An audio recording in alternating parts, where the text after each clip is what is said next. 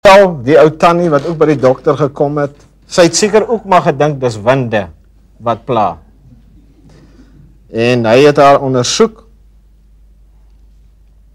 en hy het 'n paar toetse gedoen en hy sê, mevrou, baie geluk, jy's swanger. Sy sê, dokter, maar jy's mal, jy's heel gek. Wie oud is ek? Hy sê, nee, sy sê ek is 65. Hy sê, mevrou, dis ongelooflik, dis 'n mediese deurbraak.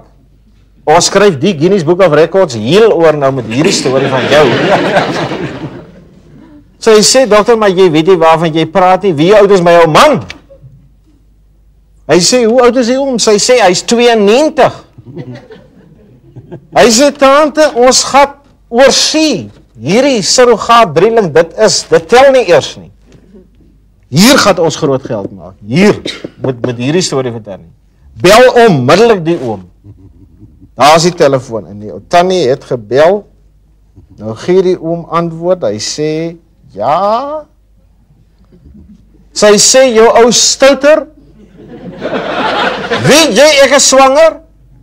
En hy het so 'n tydjie stil gebrei, hy sê, wie praat nou?